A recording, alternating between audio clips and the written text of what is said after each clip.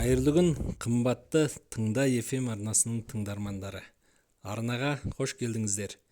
Бүгінгі мазмұн Көк биенің киесі. Авторы Айзат Рақыш. Көк биенің киесі. Авторы Айзат Рақыш. Үйдей төбетіңнің барын білмеппін, деп таласпай әлде қызғанғаны, әлде сүйсінгені белгісіз даусы жарқ шақтана сөйледі. Жақында ғана әкеліп едім, содан білмегенсің ғой. Әрі үйдей ештеңесі де жоқ, асыл тұқымды төбеттің күшігі.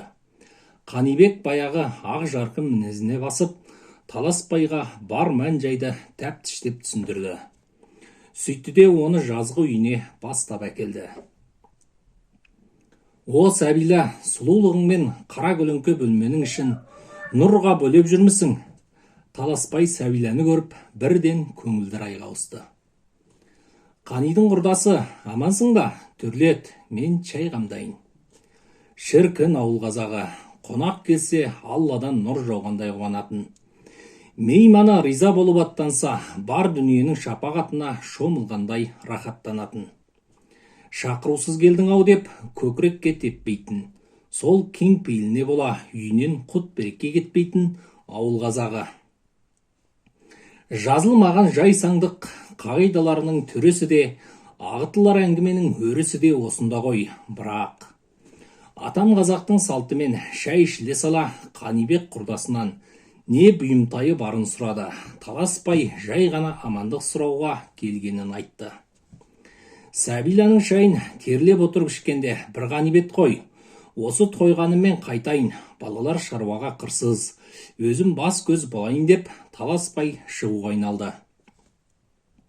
Жарайды, шаруаңнан қалма деп Қанибек қонағын әудем жерге дейін шығарып салды. Қани, мана бұйымтайың бар ма еді деп едің ғой. Таласпайдың есіне әлдене түскендей, өзгеде есесі кетіп, бара жатқандай қақала шашала сөйледі. Маған ана төбетіңді сыйла. Талас, басқа бірден өтінші. Өзім сонша жерден қол қалап алған күшігімді бере алмаймын. Әй Қани, жаңа ғана қазақ болып бұйымтай сұрап едің, енді кәпір болып езуін көпіріп шыға келдің бе? Деп таласпай бірден ашуға басты. Жеті атасының жиғаны қолынан сусып бара жатқандай безек қақты. Ренжи көрме, мен ол төбетті. Қанибектің сөзінің соңын тыңдамаған құрдасы жөней берді. Кенет арық шетінде кішкентай құлынын бауырына алып тұрған көк биені көзі шалды. Сол баяғы дегені уысына түспеген, өзегін запыранға толтырған кеш есіне түсті. Көк бие ол кезде тай еді, таласпай жылқы тани білетін қазақтың бірі. Тұрқы Ұзынтайға бірден көзі түскен болатын. Әншейінде атымтай жомарттай болып жүретін Қанибек сол жолы да сараңдық танытып, тайын бұған жетектетіп жібермеген. Кейін сол тай талай тайып алған жорғалардың енесі болды. Міне сол күңгірт кеш санасын сілкіп өтіп, көңіліндегі ескі қыжылы ақырындап ояна бастады. Пендені әзәзіл азғырам десе, әп-сәтті екен ғой. Көк биесін көрген Қанибек оған жақындап келді. О жануар, құлын жасың болған соң, ауыл сыртындағы жайылымға да шыға алмай жүрсің бе? Жаздың күні өз аузыңмен жұлып жемеген жөп, чүйгінді болмай жүрме? Көк бие есіне мұңы шаққан жоқ. Керісінше құлынымен бірге ауыл үшін жайылымға айналдырғанына риза аспетті. Көзінен аналық мейірімі төгіле, қасқа құлынын тұмсығымен түртіп қойды. Құлыны енесінің бұл түртуін ойынға балап, бірден оның бауырынан сытылып шығып, ойнақтай жөнелді. Биенің мөп-мөлдір жанарынан ана атаулыға ғана тән перзентіне деген алаңдаушылық көрген Қанибек, «Я, сен де анасың» деп күбірледі. Оның күбірін қостағандай көк бие басын чұлғып жіберді. Үйіне қарай аяңдаған иесінің соңынан құлынды бие өзде еріп келеді. Ауылдастары осы қасиетіне Қани төрт түліктің тілін білет деп қылжақтайтын. Кешкі сауымға дейін іздетпей өзі келеді. Осы көк бие рәсіменде ақылды деп Сәбила алдарынан шықты. Ақылды мал есіне таппай ма? Қанибек ақырын әзілдеп жымиды. Айни қатесіз тартқаны шын, айтпақшы, құрдасың екеуің сонша не айттыңдар? Сүт пісірім уақыт өтті. Шай үстінде сұрамаған бұйымтайын айтты. Буынсыз жерге пышақ ұрған соң жоқ деп едім, ренжіп кетті. Баяғыда да тай сұрап еді, енді не қол қалады? Ит сұрады, бере алмадым. Құт жолды балалар да жақсы көреді. Оны бере салсаң, олар қиғылық салар еді. Бермегеніңде дұрыс болды. Мен арықтан су алайын, кешке дейін біраз кір жуып тастайын. Тоғанға суға түсуге кеткен балалар да келіп қалар. Олар да іздетпей өздері келеді ғой, маған тартқан, деп Қанибек тағы қалжыңдады. Бәрі сенен аумай қалған, сенің көшірмең секілді. Сәбила арық басында біраз бөгілді. Сыздықта баққан су жөпілдемеде шелегін толтырта қоймады. Түбі Құдайдың қара суына да зар болмасан етті. Онсыз да ауылдағы сәуеге елдер жоғары жақтан бір қалталы каналды бөгеп тарығеді екен. Сосын қып қызыл ақша табады екен, десіп су маңдасып жүр. Сол көрегендер не десе де бұлжымай орындалатыны бар. Ұзын құлақтың сол сыбысы ауылдағылардың мазасын қашырғалы бір жаз өтті. Әзіргі жиделіні ешкім судан қақпаса да бір қауіп бардай, жұрт осы тақырыпты көп әңгіме ететін. Әй, Сәбилаш, судан шабақ аулап отырмысың?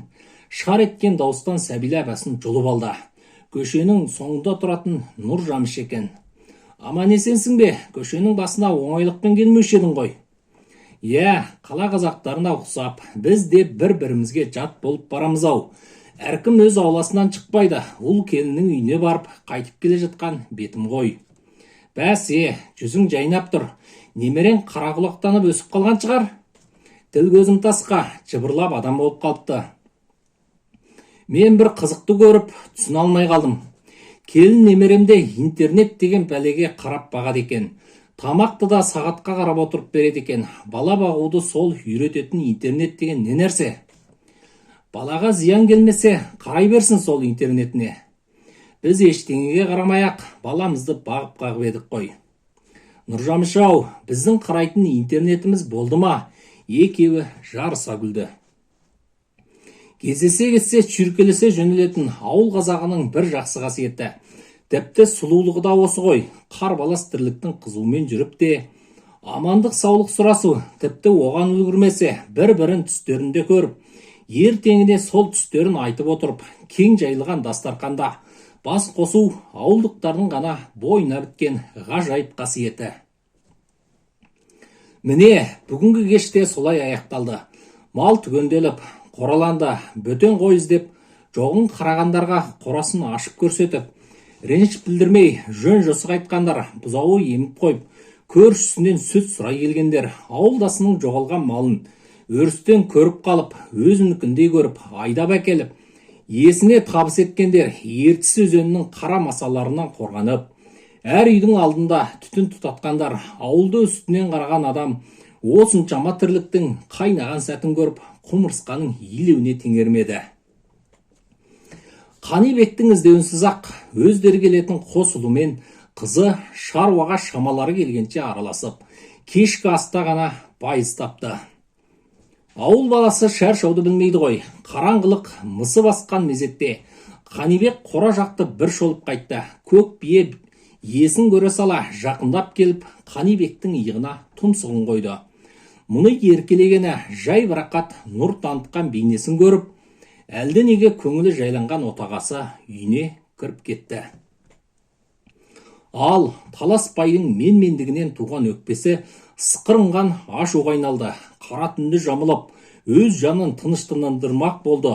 Күндіз өз меншігі болмаған күшік Қанибектікі де болмау керек еді. Сонда ғана көңілі сәл де болса тыншитындай көрінді. Мал аяғы басыла, ұрыдай жасырынып келіп, күшіктің ит аяғына сеспей қатыратын у тастады.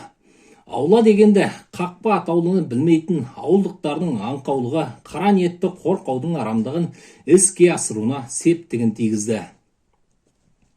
Ит аяқтағы тамаққа уды араластырып, өзі бұрышта сәл күтті.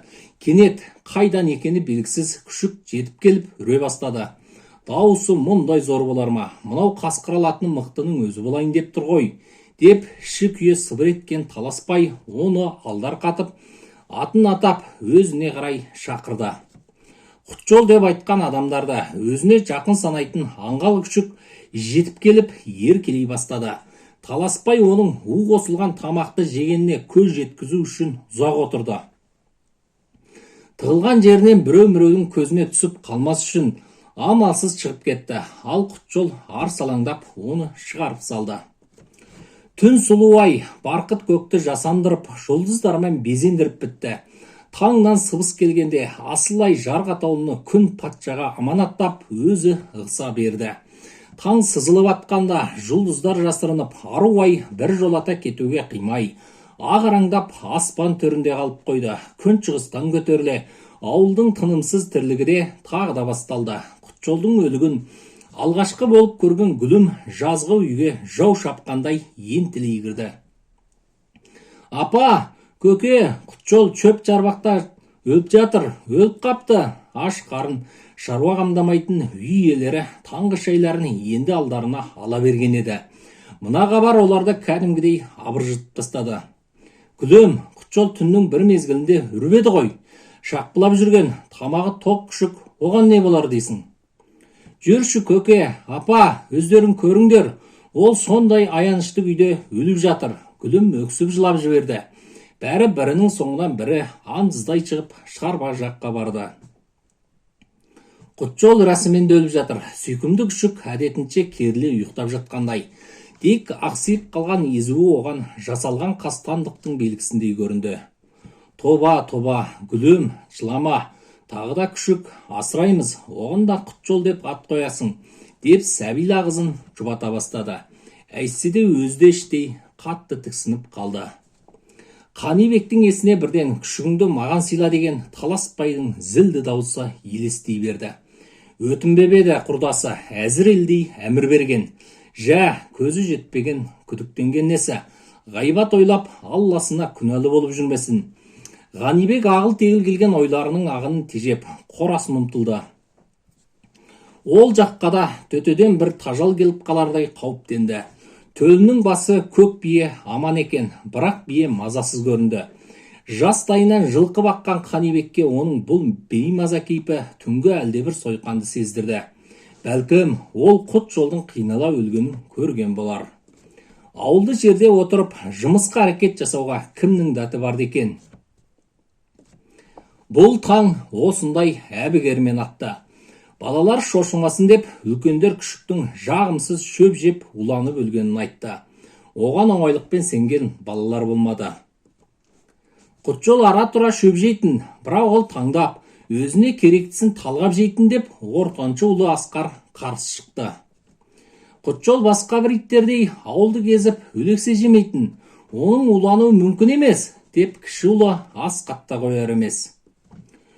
Күшікті кеше жазғы үйде, кіре берсінде, қамай салғанда өлмейтін еді, деп Гүлім ботадай боздап қояр емес. Жә, сонша чулағандарың не, өлер күшік өлді, басқасын әкеп береміз, шайларыңды ішіп, тірліктеріңді тындырыңдар, деп Сәбила тиіп тастағанмен Қанибектің жүрегінде де бір түйткіл тарқай қоймады. Күн соңынан күн кідірмей өтіп, айлар аяңдап жыл жіберді. Күшік оқиғаста ұмтылғандай болды. Шөп шабу науқан аяқталып, тұрғындардың дені шапқан шөптерін қораларына тасып үлгірді. Шығыс күзінің бір ақ күнде қаһарлы қысқа айналып шыға келетініне ауылдықтар әбден үйреніп кеткен. Шаруаларында соған қарай мұқият реттей алатын. Төрт түліктің ішінде тек түйе ғана ұстамайтын жеделдіктер өзгесін берекесімен өсіретін. Балалар мектептен келгенше шай ішіп алайық. Олар бүгін тым ұзақ бөгілді ғой. Сәбила шай қамдай жүріп, оқушы ұл қыздарына алаңдады. Ұлдар екілік алып, сабақ соңынан қалған шығар. Ал Гүлім мектептің бір концертіне қатысам деп жүріп қалған болар. Осы сен қызды ұлдай көретінің не? Қызды қыз сияқты тәрбиелеу керек. Мен теріс тәрбие беріппін бе? Қанибек дастарханға жайғаса беріп, әйелінің сөзінің соңын күтті. Сен қызды ит құмар, ат құмар еттің, түздің тірлігін тындыруға, қора жаққа баруға ынтығып тұрады. Ол табиғатынан бар қасиет. Ұлдар атқа жақын емес, ал көк биеге гүлім кішкентайынан мініп, өзіне етені етіп алды. Одан сен ренжитіндей ештеңе көріп тұрған жоқпын. Қанибек жайбарақат шайын сораптай қызының мақтауын асырды. Отағасы, айтпақшы, жаңалық айтпай ұмытып кетпін ғой, ауылға жаңа әкім келеді екен. Ұзын құлаққа мән бермейтінді білсең де, тосын қабар тасуыңды мүлде қоймайсың ау, деп Қанибек мырс етті. Анау мынау емес, Нұржамыш айтты, ол айтса қалт кетпейді. Әкімдікке таласпайда таласқан көрінеді. Осы сенің құрдасыңды түден түтіп жүрме? Таласпайтын нәрсесі жоқ. Бәрі өзімдікі болса екен деп өң-меңдеп тұрады. Құдай берген 4 баласының амандығын тілеп, тып-тыныш жүргенді білмейді өзі. Қанибек бала кезінен бірге өскен құрдасының соңғы кездері күрт өзгергенін түсіне алмай отыр. Жаңа әкімнің жылқы фермалары бар екен. Сен сол әкімнің бар мүлкінің тізімін алып алғаннан саумысың? Отағасы байсалды қалпынан танбай бас жайқатта қойды. Жиделі 50-60-тай ғана түтіні бар шағын ауыл. Тәуелсіздік алған соң ғана қазақша атауға ие болған бұл ауылдың жалғыз мақтаны 9 жылдық мектеп еді. Соңғы уақытта ол да мақтаныш болудан қалып, кешегі сауыншылар мұғалім болған. Артына қойылған тіреулерге сүйеніп тұрып, ескі мектеп ғимараты 60 жылдық тарихтың куәсі. Осындай мың сан мәселеге малтыққан, тек мал бағумен ғана күнін көрген Жиделіге жаңа әкім келсе, көктен құтқарушы періште түсердей жұрттың елеңдейтіні де рас еді. Ескі әкім есті шығарып кеткенде, жаңа әкім жарылқай қояр ма деген, бұл жағынан халықтың үміті де зор болатын. Апа, сынып жетекшімізде сіздерге қат берді. Біреудің қатын ешқашан оқуға болмайтын себепті мен ол жазбаны аша алмадым. Гүлім асығып сүгіп күннің басты бедерін анасымен бөлісті. Ол не қат? Сәбила да қызығушылықпен бүктелген қағазды ашты. Ауыл халқын жаңа әкім мектепке кездесуге шақырыпты. Демек, жаңа әкім тағайындылықта үлгерген екен ғой. Қани, мына жиналысқа сен бар, мен барғанда не айтам? Төу шіркін-ай, сөзге жоқ адам едің, жарайды, барсам барайын деп Қанибек бәйбішесіне әзілдей келісті. Еркек болып сен бармағанда, әйел басыммен етегім желбіреп, мен жүгірем бе сол жиналысқа? Бәйбішесі отағасының қағыт басына шамданып қалды. Бәйбіше, сенің орның үйде. Апа, сен осы үйдің жүрегісің. Қызының бұл сөзіне екеуі де сүйсіне күлді. Осы қызым сөз бастайтын шешем болады. Мүмкін мал дәрігері болар, деп қалды әкесі. Қойшы, малдан басқаны көрмеген біз оңдық па? Әлі сол малдың соңынан жүрген түріміз. Әйелі дыз етпе ашумен ұзын сонар сөйлесе, тысқа шығып кету Қанибектің ыңғайлы әдеті. Өзінің тұңғиық ойларын ретке келтіретін мекені қораға беттеді. Қылауланып қар түссе де, ірі қарада ұсақ мал да әлі тебіндеп жайылатын. Әсіресе көк бие бастап, өзге жылқылар ауыл сыртына ұсап шығатын. Қасқа құлын қазір өсіп қалған, енесінің о жақ бұжағына шығып, шақпылап жүргені. Ол алыстап, құлдилай шапқыласа, көк бие қатты осқырынып жібереді. Бұл дыбысты ести сала, қасқа құлын бірден енесіне оралады. Осы ана мен бала арасындағы тілсіз түсінісуден Қанибек көп жайды ұғатын. Тіл жақты адамдар кейде бір-бірін ұқпай араз болып жатады. Өз ойымен жүріп, қора ішін мұқият қарап шыққан отағасы шөп үйілген шаруаққа келіп отырды. Биылғы қыс қандай қатты, ұзақ болса да, мына жинаған жем-шөбі бар малына жетіп қалатынына Қанибек тым сенімді. Әй Қани, шөбіңе қарап, нендей ойға батып отырсың? Барқылдай шыққан дауыс жігіт ағасының ойын шашыратып жіберді. Талас, қашан келіп қалдың? Амандық па? Құрдасының жерден шыққандай сқап етіп, жетіп келгеніне сескеніп қалғанын аңғартпауға тырысқан Қанибек байсалды сөйледі. Бұйымтайым бар, деп қырылдады таласпай. Құлағым сенде? Мен соғымға жылқы іздеп едім. Сенің құлақ ұнаныңды көріп, бағып қауын келістіріпсің. Соны маған сат. Мен ешкімге мал сатам демедім. Бағасын сен айт, мен келсе саламын. Таласпайдың жүзі қараутып, белгісіз ала құйынның ішінен шыққандай бұйыра сөйлеп тұр. Сатпаймын дедім, сен неге осы көкбиеге жабыстың да қалдың? Маған ит бітсе оған көз тігесің. Неге? Өзіңнің дәулетің тасып тұр, мендегі барға неге көз сала бересің? Соны түсіне алмадым. Бұдан әрі жұмсақ әңгімені жалғастыруға сабыр таусылған Қанибек тік кетті. Мен үйір жылқы ұстасам да, сенің көк биеңдей жүріс-түсі жоқ. Ел жорға жарыс болса, сенің көк биеңнің тұқымдары озады, деп бәйгіні саған бөктеріп мақтап отырады. Сен асыраған итте ел аузында жүреді, мендегі үш иттің бірінде әңгіме қылмайды. Енді тым болмаса сол көк биенің бір құнанын қыс бойы жеп шықсам болмай ма? Қылығына сөйлеп, ішкі запыранын ашық ақтара салған Таласбайға Қанибек ақыра ұмтылды. Кет бұл жерден, қараңды батыр, саған сатар малым жоқ. Ауыл ішінің бос әңгімесін мақтан көретініңді білмеп едім. Кет! Балуан денелі, ұзын бойлы Қанибектің аюдай ақырған даусынан жасқанды ма, әлде қаһарлы жүзінен қаймықты ма, Таласбай жылыстай жөнелді. Көке, жиналыстан кешігесі ғой, деген қызының күміс қоңыраудай сыңғырлаған нәзік балаң үні отағасыны Сабыр ауылына алып келді. Лезде Салиқалы әке бейнесіне көшкен Қанибек қызын ерте үйіне кірді. Қос ұлы мектептен енді келіпті. Апаларының дәмді тәттісін қомағайлана асап жатыр.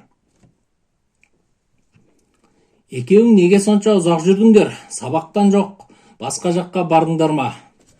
Әке сөзіне ұлдары бірдей жауап берді. Көке, әкім келет деп мектептің бүкіл ауласын сыпырдық. Тоғайдың жапырақтарын жинап, аулаққа апарып төктік. Әкім келет деп балаларды жұмысқа салыпты.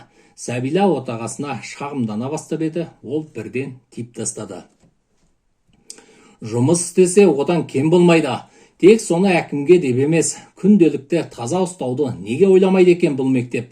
Киімдерін берші, жиналысына барып келейін. Жиналыста Таласбай жаңа әкімді қоршай отырған үркердей ақсүйек топтың жанынан табылды. Мәселе айтпақ болған біреулердің сөзін қағып, берекесін кетіріп отырды.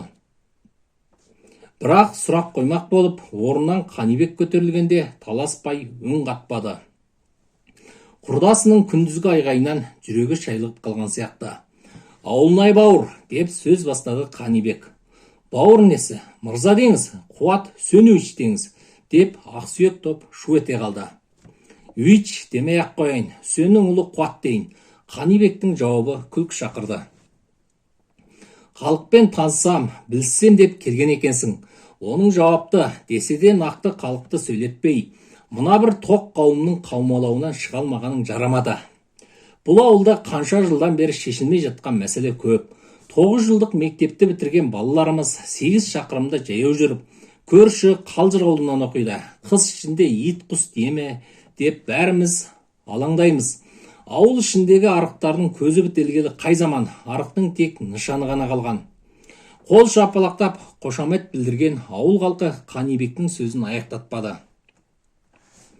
Осы сәтті пайдаланған Қуат әкім сөз алды. Бәрі болашақтың ісі, ұзын арқан кең тұсау жауап екенін сезген ауыл тұрғындары бұл жаңа басшының да жаңалық әкелмейтін, жоғарылап кеткен ескі әкімнің сарқыншағы ғана екенін іштей болса да бағамдап үлгерді. Ауылнай Қуаттың қолтығына су бүркуге жарап қалған Таласбайдың дерті күн санап өрши берді. Бітеу жарадай сыздаған ауруының атын өзі анық білмейтін әйелімен сөйлесті. Мол денелі әйнектің айтқаны бұның сырқатын қоздыра түсті. Сен сат деп барғанда, қотыр құнаның қимайтындай, Қанибек кім екен сонша? Бізден артықпын деп отыр ма? Қалада оқитын ұлын айтып, ана өтештің астында Сәбиланың мақтанбасы бар ма? Алла оларда бір күн асқақтатса, бір күні жерге қаратар. Бұл сөздерден соң Таласбай өзі жоспарлап қойған ойға бет алды. Алайда жүзеге асыруға жүрексінген ісін орындауға белім бекем буды. Содан соң Қанибек құнанын бұған өзі ұстатып жібермесе, Таласбай аты құрысын, ұлының қалада оқитынын мақтан болып па. Бұның ұлы да оқи алады. Таласбайдың ойына ақылы оқудың бір жылын толық төлесе де, үлгерімі нашар болған баласының оқудан шығып қалған оралды. Таласбай іштен өзін Қанибектен кемқор сезініп кетті.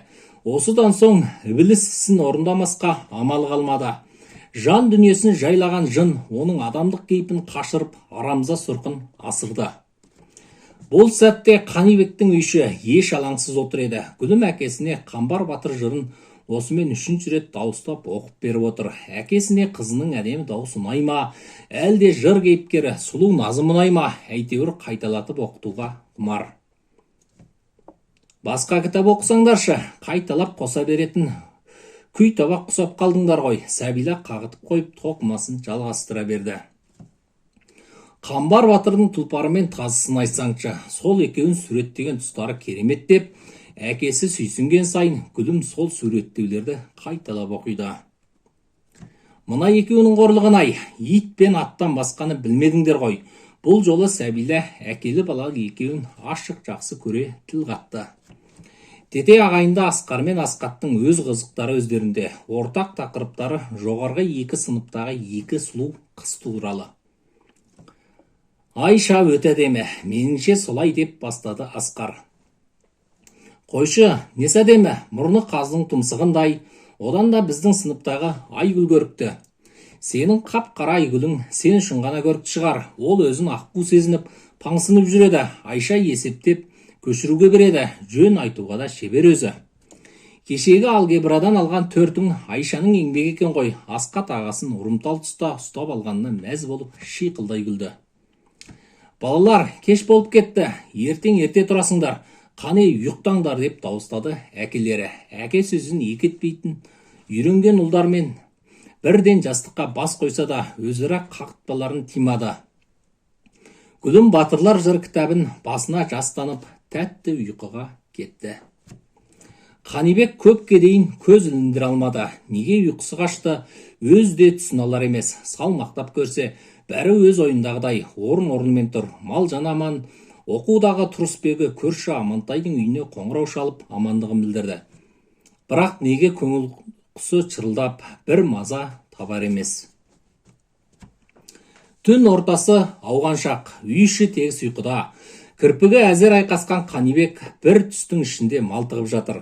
Апырау, бұл түсіме жоқ өңіме, езу кере қарыс бір құбыжық алдымен үйіне кірді. Бұл қақарланып айғайлап, атой салған соң шыға берді. Бірақ бір жолата кетіп қалмай, қора жайға қарай сырғақтады. Қанибек орнынан тұрмақ болып еді, өне бойын басқан бір зіл батпан салмақтан тіпті сөйлей алмады. Ал ана албасты қораға жетіп те қалды. Не ойы бар бұл дүлейдің? Малынан ала алмаған не өші бар? Алдымен кер қонанның шошына кісінеген дыбысына құлағына келді. Соңы аласапыран болып кетті. Әне, көк бие омыраулап келіп құбыжықты тапап өтпек болды. Оған дес берер қара жын көрінбеді. Көк биені қолындағы ұзын шырпысымен жасқап ары қарай өтті. Қолында сіріңкенің шырпысы тым ұзын. Ебдейсіз ұзын шырпыны мұның алғаш көруі. Тынысы тарылып тұла бойы қысылды. Терге малжынып қимылға келе алмады. Құбыжық керден басып қораға кіріп кетті. Қанибектің қасиет көріп жүрген жылқыларына жетіп барып та әлгі ұзын шырпысын тұтатып лақтырды. Өрт басталды. Міне анық көрді. Өрт ішінде кер қонаны қалып қойды. Қасқа қолын енесіне қарай жұлқына ұмтылды. Көк бие көз алдына өртке оранған кер қонанға қарай шыңғыра кісінеп тұра ұмтылды. Құбыжық қарқ-қарқ күлді. Оның зор өңеші күлген сайын бүлкілдеп, тым қорқынышты көрінді. Көк бие жанталаса кісінеп өртке қойып кетті.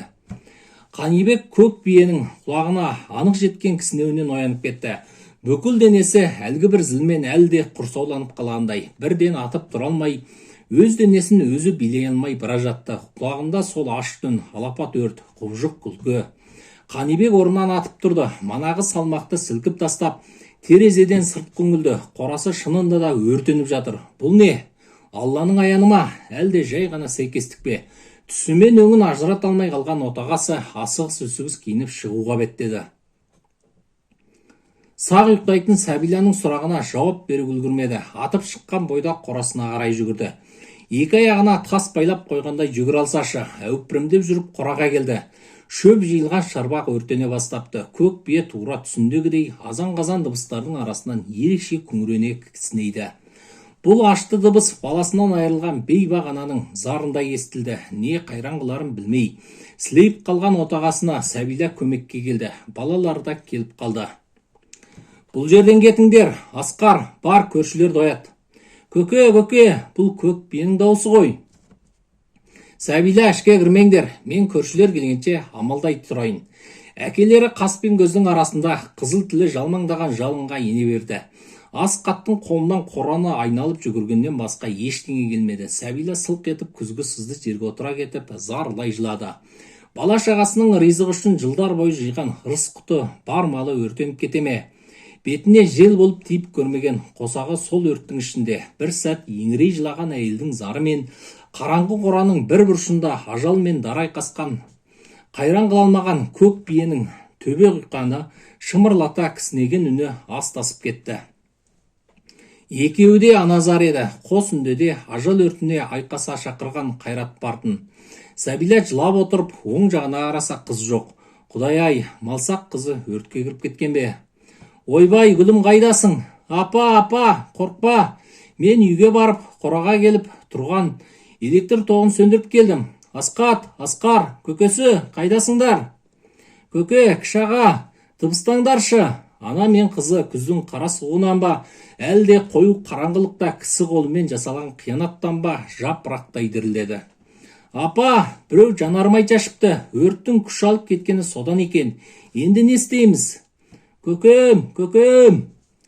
Қара түнде құндағы даусы құраққа шыққан ана мен балалардың дауыстары қалың ұйқыдағы ауылды тегіс аяқтарынан тік тұрғызды. Бір кістей дереу жеткен ауылдастар өртке қарсы тұрды.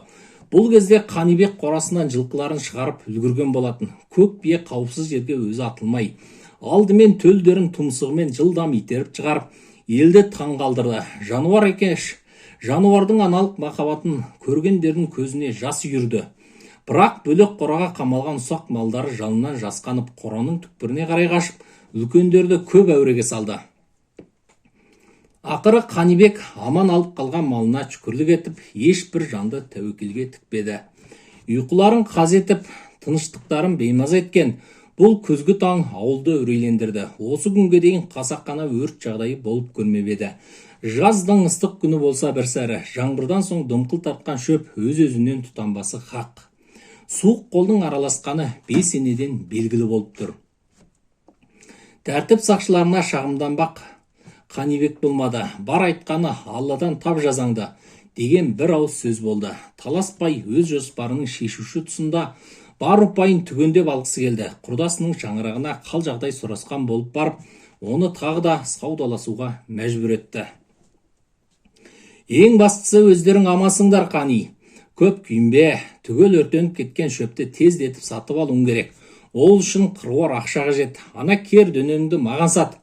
Өткенде сен ұрысқан соң ақылға келдім. Жорға қой өзі. Соймаймын, өсіріп қызығын көрсем деймін. Күтімін білмей бара жатсам, өзіңнен келіп сұрап отырам ғой.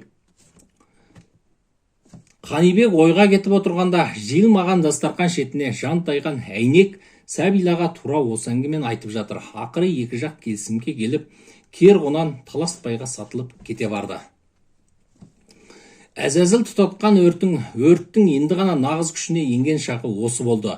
Таласбай кер қонанға арқан салып тақымына басып, жейіттегіне алып шыға бергенде көк бие соңынан тұра қуды. Құнанды ажалға апара жатқандай соншалықты ышқына дыбыс берген биесін көріп, Қанибек өз ісінің дұрыс-бұрыстығын бажайлай алмай қалды. Мына көрініс көңілін үркітті. Кер дөнен арқандан босап кетуге қанша тырысса да тақымы мықты Таласбайдың ақыр құтыла алмай, жетекке еріп кете берді. Қанибек көрші Қалжыр ауылына шөп сатып алу мәселесін шешпек болып, ақ танауына мініп жолға шықты.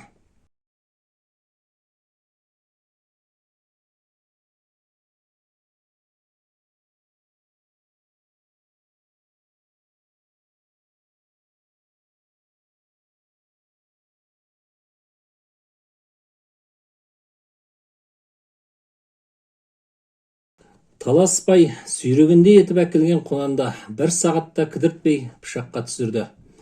Өзін күтіп отырған туыс-туған дос-жарандарын жинақтап, Құнанды шырқырата жықты. Көк бие шарбақтың сыртында аласұрды. Ана жүрегі шыдай алмай, биік шарбақтан секіріп, ішке кірмекке әрекеттенді. Онысы өзіне қауіп әкелді. Төлін құтқара алмай өзі сидаға түсті. Мұны көрген таласбай айызы ғана көкке қарап қарқ-қарқ күлді. Осы кезде биенің соңын ала келген Гүлім мен Асқат шарбақ сыртынан айғайлады. Талас аға, сіз кер құнанды соймаймын деп көкеме уәде бермедіңіз ғой. Уәде Құдай ат емес пе? Гүлім ақ сары жүзін жас жуып, егіліп жылап, булығып сөйлей алмады. Кетіңдер бұл жерден. Сатып алған соң не істесем де өз еркім. Тайып тұрыңдар, әйтпесе ит қосып қуамын. Көк бие жаралы, Асқат, қара, қарны не болған? Гүлім-ау, көк бие сидаға түскен бе? Енді не істейміз? Екеуі шарбақ түбінде үрпейіп тұрды да қалды. Көк бие азуын ақсайтып, бауыздалуға тақалған құнанның үстіне түсті. Қолында селебе пышағы бар, 4 бақ қара оны аямай басына теуіп қалды. Малды басқа тебуге болмайды ғой. Асқат, деп Гүлім екі иығы дірілдеп ағасына тығылды. Малдың киесі ұрады дейді, тепкен адам оңбайды деседі. Асқат көкесінің аузынан естігендерін айтып, өзін өзі қайраттандырғандай. Сұмдық көрініске дәті шыдамаған бірде-екілі адам шарбақтан шығып кетті. Ал таласбай 4 бақ қарамен бірге соғым сою ісін рахаттана жалғастырды. Ағалы қарындас екеуі үйлеріне қарай құстай ұшты. Көкелеріне айтулары керек. Ол көк биені қалай құтқаруды әлбетте біледі. Ентігіп үйлеріне жетсе, көкелері үйде жоқ. Екеуі де жер бауырлап отыра кетті. Бұл жолы үміттері үзіле зар шеге жылады. Сәбила шошып кетіп балаларын ұшықтай бастады. Не болғанын сұрап еді, екеуі жуық арада тілге келмеді. Асқар, бұларға не болды? Қайдан келді өздері? Немене, менің құнанымды сойып тастады ма? Әлде көк биені қамап алды ма? Айтсаңдаршы. Асқар жанары жасаурай қос бауырына төніп келді. Гүлім алдады деп айтуға ғана мұршасы келді. Мұны естіген Асқар тысқа жүгірді. Оқыстан пері көргендей қайта кірді. Апа, деп жыламсырай дауыстады. Бәрі далаға шықты. Көк бие есіктің алдында тұр. Гүлім барып басын құшықтай бергенде бие бар салмағымен құлап түсті. Ойбай, мынау сидаланып қалыпты ғой. Енді қайттым, кімді шақырамын? Сәбила көршілеріне қарай жүгіре жөнелді. Көк бие, мынадай жараңмен қалай жеттің? Ішің жарылып барады ғой. Гүлім биенің басын құшып, селкілдеп жылап отыр. Гүлім, жыламашы, сенің көз жасың көк биеміздің жанарына құйылып жатыр деп Асқар қарындасын жұбатпақ болды. Жоқ, биенің өз жасы. Көк бие де жылап жатыр. Дауысы тарғылдана шыққан Асқар таласбайдың үй жағына жұдырығын түйе қарады. Ойламаған жерде қимылсыз жатып қалған көк бие 4 аяғын көкке салып, ақтарылуға жақын қалған ішек қарнын шайқап, аман қалудың соңғы амалын жасады. Сезімтал жылқы жаны ажалының таяп келгенін мойындағандай сұлық қалды. Басын ұстап отырған Гүлімге жанарының бар мөлдірлігімен қарады. Оның жас аққан жанары Гүлімге түкке тұрғысыз әлде не үшін арпалысқан мына қоғамның айнасындай көрінді. Жібек жалынан сипап, биенің жасын сүрткен қыз оны ыстық құшағынан босатар емес. Алғаш ат мініп үйренген соның көкесі осы көк биені бұған атаған болатын. Жүрісі керемет еді өзінің, ауылдастары қанидың мәшинесі деп атайтын. Көк биеге мінсе болғаны Гүлім заңғар шыңға шыққандай айрықша арқаланып кететін. Енді соншама сыралғы досы өлім құшуға таяу. Қане балалар, былай тұрыңдар, шипасы жоқ бұның. Бауыздау керек тездетіп, әйтпесе арам қатады. Көрші ұлан ағайының бұл сөздері Гүлімге тым жиіркенішті естілді. Жоқ, деді қыз жан ұшырып. Соймайсыңдар, менің биемді, бір шешім болу керек қой. Болу керек. Қызым-ау, жануардың қарны жарылып бітіпті ғой. Бұдан ары қинамайық, соңғы жақсылығымыз осы болсын. Ұлан ағайының мұндай қатал екенін бұрын неге білмеген. Күліп амандасып, мейірлене қарайтыны жалған екен ғой. Гүлім биесінің басын жібермеген күйі, жас толы көзімен оған тағы қарады. Көк биесі мұның құшағында жатып, тұңғиық көзін жұмды. Ол көздер енді қайтып ашылмайтын еді. Мен мал дәрігері боламын. Бұл Гүлімнің көк биесіне берген серті болатын. Әзәзіл салған өрт Қанибектің үйінен ойысып таласбайдың шаңырағына беттеді. Сол күнгі оқиғадан соң балалар тез есейіп кеткендей көрінді. Әсіресе Гүлім оңаша отырып ойға бататын. Көк биенің көз жасы оған көп жайтты жан түкпіріне ұялатты. Биені қоршай жылап отырған бұларда көрген көкесінің ақ ұрғаны да есінен кетер емес. Киесінен неге қорқады екен? Таласбайды мен қырғамаймын, жазықсыз жануардың киесі жібермейді ғой, деп күңіренген еді жан көкесі. Бұл жайдан құлағдар болған ауылдастар жылу жинап Қанибектің жоғының орнын бір-ақ күнде толтырды. Өрттен кейін ес жиып алсын деп саған айтпап едік, өзіміз кеңесіп. Әркім шама шарқынша жәрдемдесуге ұйғарғанбыз. Мал сатпай тұра тұрсаң игі болар еді-ау. Кәрмен қария Қанибекке арнайы келіп, ауылдастарының жұмылған жорықтай жәрдем беруге даяр отырғандарын айтқанда, Сәбила көз жасына ерік берді. Онысы бір жағы Құдай қосқан қосағының ел алдында сыйлы екендігін мақтан көруі. Екінші жағы кеше ғана өткендей болған өрт сойқанын ұмыта алмағаны. Келін шырағым, сен ақылдысың ғой. Жылап жаманырын бастама, бала шағаң аман есен, соған шүкірлік ет. Ағасы, мен малым өлді деп жыламаймын, бірлігі мықты ауылым бар деп қуанып, мұрны бітіп қалған Сәбиланың сөзін отағасы жалғады. Қиын күнде қол ұшын бергел отырсыңдар, соған көңілі босағана ғой келініңнің. Менің қорқатыным Таласбайды сол қос жылқының киесі ұрмаса болғаны. Қанибек соңғы кезде әбден мазасын қашырған Таласбай жайлы қалай айтып салғанын өз де аңғармай қалды. О, не дедің? Таласбайдың ісі ме бұл? Дәлелім жоқ ағасы, бірақ сол екені сөзсіз. Кәрмен қарт әлден неден секемдеген раймен отырып қалды. Сәлден соң обал сауапты білмей пендешілік жасаған екен. Киесінен де қорықпайыпты жануардың. Бір Аллам сақтасын өзін. Малдың киесі ұрат деген не тәйірі? Таласбай осылай деп қалтан қағып көңілін көктем күй жайлап жүріп жатты. Осы елдің шығармайтыны жоқ. Адым аттаса ырымға сенеді, қолы қимылдаса кие қасиет деп қалтырайды.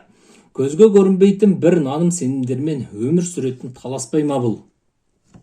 Жоқ, бұл жалғанда жалпағынан басатын Таласбай. Ауыл өмірі еш өзгерсіз өтумен қаңтар орталанды. Жаңа әкім ауыл ішіндегі қалың қарды аршытуға да қауқарсыз болып шықты. Ескі шатырдан екпіндей кірген қар мектеп ғимаратының еңсесін басып жіберді. Ескі әрі жұқа төбе ақыры шыдас бермей тура сабақ өтіп жатқан сәтте опырыла құлады. Оқушылар сынып бөлмесінен коридорға ұмтылды. Ал бұрынғы аспаз қазіргі ұстаз Ақлима өз қызына жүгірді. Бұл жайт ауыл тұрғындарын ашындырып жіберді. Олар Қуат басшыны ертіп алып мектепке келді. Қуат балам, өз көзіңмен көрші, мектептің жайы осы міне. Кәрмен мектепке сөйлей кірді. Ал әкім бисмилласын айтып есік көзінде қалды. Онысы кіруге қорыққаны. Әкім бала, сен бұл мектепке кіруге қорқып тұрсың. Ал біздің балаларымыз осы апатты мектепте оқып жүр. Қане, сен де кір тәуекел деп. Тұрғындар шулап қоя берді. Әкім көмекшісімен бірге жауаптарын жұптады. Мектепке кірмесем де сыртынан ақ ақуалын аңғарып тұрмыз. Материалын береміз, ата-аналар өздері жөндеу ісімен айналсын. Құсат Сөнуич, дұрыс айтасыз. Тездетіп кетейік, аудан орталығындағы жиналысқа үлгіруіміз керек. Көмекшісі есіне түсірген жиналысқа асыққан әкім көлігіне отырып тайып тұрды. Ауданға барып, жиделде жұмақ орнаттым деуден де тайынбайтын шығар бұлар. Оған күмәнім жоқ. Даурыға бермеңдер, одан да керекті материалды әкімнен тездетіп алып, мектептің төбесін жөндеу жайын ақылдасайық. Кәрмен қарияның сөзі жиылған жұрттың аптығын басты. Бұл сар-шұнақ аяздың айласын асырған қаңтардағы жалғыз жаңалық болатын. Тып-тыныш ауыл өмірін Таласбай бұзды. Қос ұлын жұмысқа аямай салды сол күні. Үлкені қанатты әбден дігерледі. Оқы деп қалаға жібергенде ел қатарлы оқи алмады. Енді ауылдың ауыр жұмысының қандай болатынын көрсін. Мүмкін сонда оқуға зейіні ашылар. Осылай өзінше ұлын жазалағансып, оған бүкіл шаруаны шаш етектен үйіп төгіп берді. Өзі жанында қарауылдай қақайып кетпей жүріп алды. Жылқыларға шөпті көп бере берме, қыс аяғы қалай болады, одан да біраз тебіндеп жайылсын. Барын ауылдың жоғары жағына қарай айда, артынан ұсақ малды да шығар. Қанатқа бұйрық берген Таласбай өзде ат үстінде, қанат құлықсыз қимылдап қора жаққа беттеді. Оңбай кеткір, тездет. Ана күрең ат қыршаңқы болып алыпты. Ұлым мұрын астынан сөйлеп әлден ені түсіндірмек болып еді, Таласбай айғайға басты. Қалада 2 ай жүріп, атқа мінуді ұмытып қалғансың ба? Мін күреңге. Ұлы ашуланып барып күреңді басқа бір ұрды. Оны ұрып соғып қыршаңқ еткен өзі болатын. Түш етіне ашты таяқ тие берген соң күрең ат шайпау болып болмай қайтпесін. Бұл жолы ол тісін ақситып қоя салмады. Бір орында шырқ үйіріліп, көзге көрінбес шеңбердің ішінде тұрғандай шыр айналды. Айнала беріп жасқанып тұрып қалған қанатты аямай теуіп жіберді. Мұрттай ұшқан ұлын көріп атынан аунап түскен Таласбай жандармен жүгіріп жетті. Дегенмен қандай да бір көмек жасауға тым кешеді. Жас жігіттің бет-аузы соққыдан қисайып, қобыжық түргеніп келмеске аттанып кетті. Ойбай, ойбай! Бұл терезеден ұлының құлағанын көре сала, семіз қаздай шоқырақтай жеткен әйнектің дауысы. Әйелінің баласының үстіне түне құлаған сәті Таласбайдың көз алдына Керғұнанды қорғамақ болып, осы денесімен көлегейлеп жанталасқан көк биін елестетті. Бәлкім сол сәтте тілсіз жануар дәл осы әйнек секілді зарланған шығар. Бірақ оны естіген Таласбай болды ма? Жоқ, күллі жұрт кие туралы айта берген соң, өзде сол жоқ ұғымға сене бастаған ба? Өз санасында қатар көлбеңдеген қос көріністің астарын мойындағысы келмей, ұлын құшақ құлады. Балам, қанат, тұра ғой. Қане, енді ашуланбаймын, тұра ғой. Ұлының қан жауып кеткен бет жүзінен оны тану мүмкін еместі. Бұл айғай шуды естіген көршілері де жетті. Қанды көріністен қатып тұрып қалды бәрі. Ауыл тарихында мұндай сұмдық кісі өлімі болып көрмеген. Қарауға дәттері бармай жер шұқып қалған көршілерінің ішінен Жәмилә әжей сүйретіліп алдыға шықты. Әйнек қарғам, бекем бол енді. Әжейді тыңдаған әйел болмады. Зарлай жылап ұлының өлі денесінен айырылар емес. Жаманат хабар ауылға тез тарады. Қаралы рәсімдерге шақыртпай-ақ келетін ауыл қазақтары жылдам жиналды. Күні аза тұтудан басталған Таласбайдың үй ішін аямаған жан қалмады. Елдің алды болып келген Қанибекті көрген Таласбай еңкілдей жылап орнынан атып тұрды. Қани-ау, айдың күннің аманында тепсе темір үзетін ұлымнан айырылып қалдым. Қайғыдан өртеніп тұрған құрдасын Қанибек құшақтай алды. Жұбатарға сөз таппады. Бар болғаны қатты қысып құшақтады. Оқыстан Таласбай мұны жұлқып жіберіп айғайға басты. Сен көк биең өлгенде мені қырғадың ба?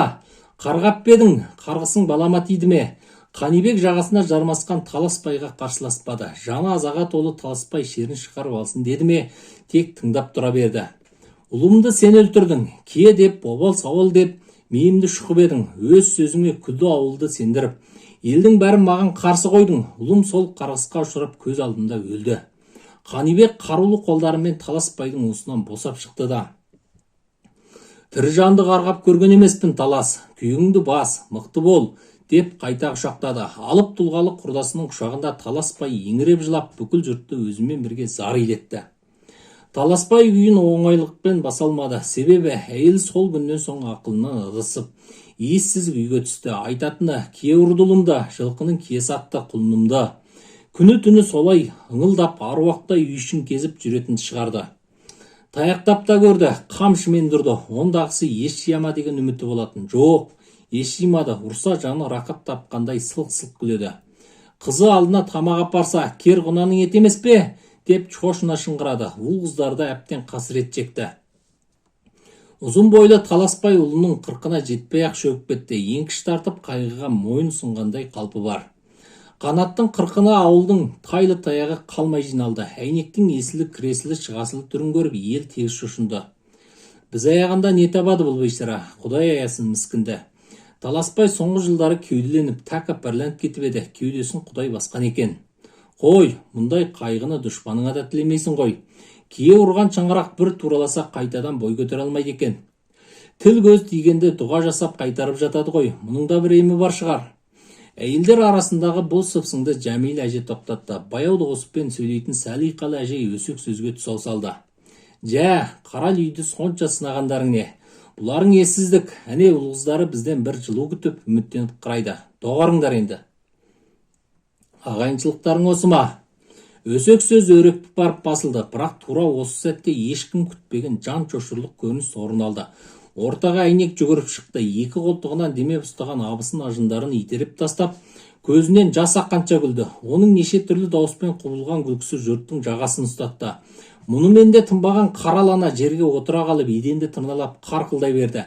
Оның ендігі күлкіден гөрі қарға құзғынның дауысына көбірек ұқсайтын еді. Не істерін білмеген екі қызы аналарына жетіп барды. Тек қос мұңлықты аналары көргенде естігенде жоқ. Ол қарқылдай берді. Апа үйге жүр деп жеткіншек қызы етегінен тартты. Апа деп чырылдады кенже қызы. Перзенттерінің чырылы әйелді есінен тандырған қайғы тұңғиығынан арашалай алмады. Таласбай оқ жыландай атып тұрып әйеліне жетіп келді. Оны бір қолымен отырған орнынан оп-оңай жұлып алды. Әй есуас, жетер енді, 40 күн шыдадым саған. Енді шыдамаймын, бұл менің де қайғым. Мен де азалымын, мен де ұлымнан айырылдым. Неге сен ғана есіңнен адастың? Мені жазалаған түрің бе? Тоқтат енді. Қайғы ашу өзде түсініп үлгірмеген иу-қиу қым-қиғаш сезімдер айқасында Таласбай әйелін жұлқи берді. Сілкей берді. Әйелінде сол баяғы жұртты қорқытқан үрейлі күлкі. Не тынысы бітіп күле алмай қалмайды, не демігіп барып басылмайды. Кезекті рет әйнекті жұлқи беріп еді, бір әлуетті қол мұны қатты қысып тоқтатты. Адам танудан қалып бара жатқан Таласбай құрдасын шырамытты. Осы қасіреттен тек сол ғана құтқара алатындай Қанибектің аяғын құшып, қайғы заһарын төкті. Қаниым-ау, аяшы мені, кешір мені. Шайтан азғырып, әз-әзілдің тілін ердім. Күшігіңді улап өлтірдім, оны өзіңде сезген шығарсың. Содан да қарғыс жіберген сенсің ғой. Қораңа әдей өрт қойғанда менмін, кешіре көрші мені, кер құнанға обал жасадым. Енді ешқашан жылқы етін жемеймін, кешірші мен сорлыны. Қани-ау, көк биеге тіккен көзім ағып түссін, мені кешірде, мына қасіреттен құтқаршы. Сен кешірсең әйнек те дертінен айғар. Жалынам, кешір мені. Тізерлеп аяғын құшқан құрдасын Қанибек қолынан тартып тұрғызып алды. Ол сонда да қайта илмек болып тырмысып бақты. Жылқышының қарулы қолдары оны еркіне жібермеді. Талас, екеуміз де пендеміз. Пенденің өмірін пенде шешпейді. Кешірімді Алладан сұра, мен саған тіпті өкпелі демеспін. Еңсеңді тіктеші, бұрынғы адуынды Таласбай болшы. Жоқ, бұрынғы Таласбай жоқ, ол жоқ. Ол ұлымен бірге өлген, мен өлдім. Бүкіл денесі дірілдей жылаған құрдасын Қанибек жас балаша бауырына басып ұзақ тұрды. Жиналғандардан жыламаған жан қалмады. Ата-анасы тірілікке айналған үшпірдей жетімек өздерінің алдында қандай тағдыр, нендей тұзақ құрғанынан бейхабар күйде запыран жас төге берді. Көк бие кер құнанмен қатарласа шауып келіп, ауыл сыртына аял қылды. Ол ауылына мейірлене қарап сәл тұрды. Ойламаған жерден көк биенің құйрық жалы айдаһардың қанатын ұқсап, сусылдап, от жашып, Таласбайдың үйіне қарай ағызып келе жатты. Әңгіме ұнаған болса, лүпіл басып, тіркеліп, жақындарыңызбен бөлісе отырыңыз.